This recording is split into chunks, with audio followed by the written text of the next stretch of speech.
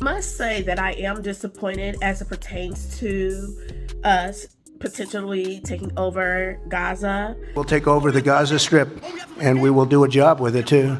We'll own it and be responsible for dismantling all of the dangerous unexploded bombs and other weapons on the site, level the site and get rid of the destroyed buildings, level it out, create an economic development that will supply unlimited numbers of jobs and housing for the people of the area. Do a real job, do something different. Just can't go back. If you go back, it's going to end up the same way it has for 100 years. However, I did see it coming when President Biden and Kamala Harris wouldn't back out of this whole war and continuously sent bombs, missiles, money over to Israel. I figured it was for the land. It was just, they were just doing too much, so forth and so on. And I hate to see President Trump continuing or moving forward with the Biden, Harris, and Netanyahu agenda. We might as well say. I am glad though that he was able to stop the war. I'm also glad that in Jesus' name no more people will be murdered or martyred, as the Palestinians would put it.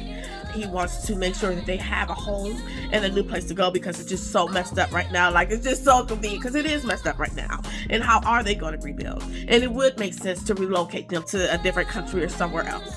And since they have to be relocated, they take over and we take over the land and claim it for ourselves. Although I am a Trump supporter, I do not agree with every single thing. This is one of those things I feel like we are wrong for taking this land. I know biblically it belongs to the Jewish culture or community. However, I also know biblically that there were a lot of kings who were evil, and God punished Israel by taking this land and giving this land to different people. Hence, I'm sure that's how Palestine ended up getting it in the first place. I really wish that they could have come up with a two-state solution.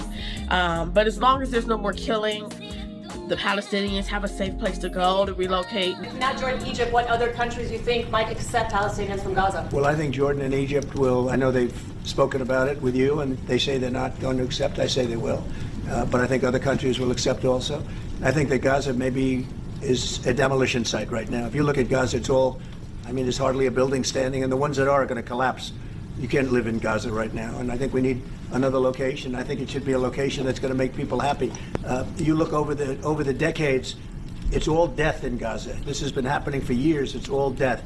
If we can get a beautiful area to resettle people permanently in nice homes and where they can be happy and not be shot, not be killed, not be knifed to death like what's happening in Gaza. And right now you have in Gaza a very dangerous situation in terms of explosives all over the place. In terms of tunnels that nobody knows who's in the tunnel. The whole thing is a mess. And I think that if we can resettle, and I believe we can do it in areas where the leaders currently say no. I've been saying that with Mexico, having to do with the border and all of the things. And you saw what happened, 10,000 soldiers, and they're going to do a good job. I really believe that. And I believe Canada's going to do a good job also. And they said the same thing, and then they did something much different than what you were hearing. This is a very, very difficult situation, but we're going to get it solved. I don't think people should be going back to Gaza. I think that Gaza has been very unlucky for them. They've lived like hell. They lived like you're living in hell. Gaza is not a place for people to be living.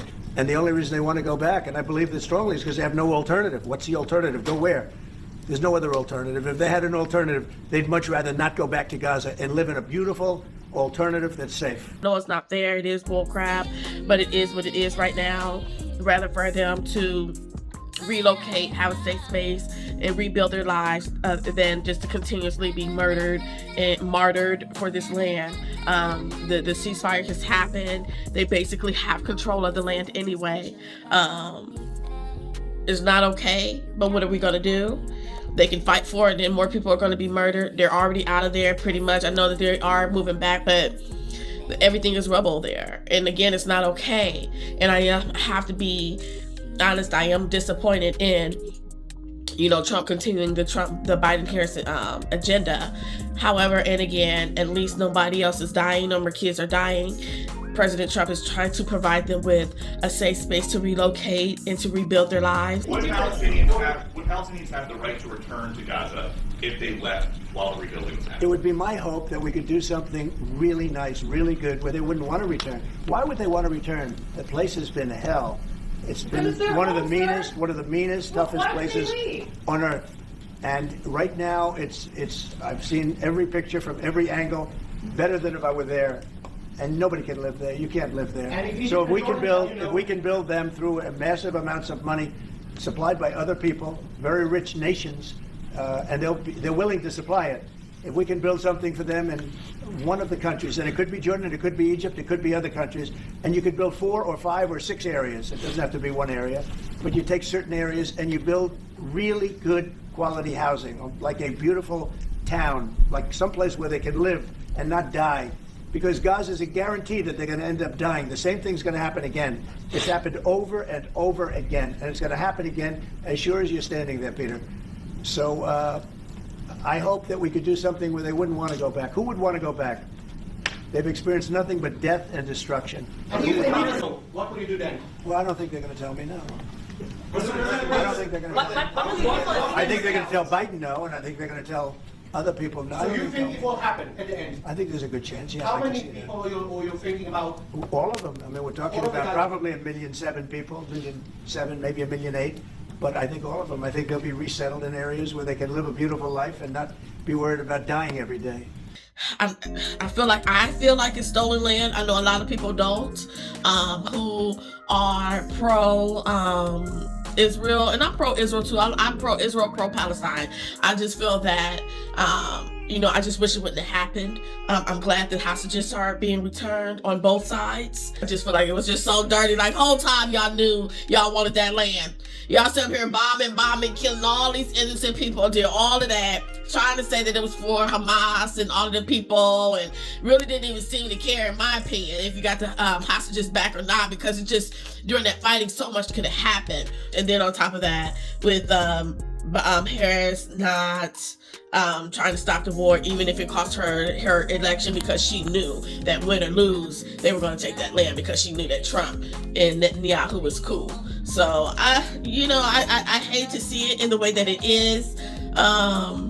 But thank God they're not killing any more Palestinians. No more children are dying. And he is coming up with a plan. If he does take this land, if they do, which more than likely they will, like I said, we all seen it coming. Basically, we all were trying to figure out, is it the canal? Is it this? Is it that? No, it was the land, like we all thought. It was the land. So, I mean, we basically seen it coming. It's here. At least nobody else is dying. They will be relocated to a safe space. Again, I'm not saying it's okay. They will be relocated responsibly, hopefully, and safely, and they will be able to rebuild their lives, and no one else has to die. Let me know what you guys think. And if you are a Harris Biden supporter, come in here talking real. Don't be fake, because y'all know Harris and Biden started this. And to be honest, there has not been a war with Israel and Palestine since President Trump took office. The ceasefire took place a little bit before President Trump took office. So, ain't no blood on his hands right now. And he's trying to work it out the best way he can. So, like I said, I wish it didn't have to be this way at all. However, at least nobody else is dying. Let me know what you guys think. Guys, be sure to like this video, comment, follow me, subscribe. Thank you for watching, and bye-bye for now.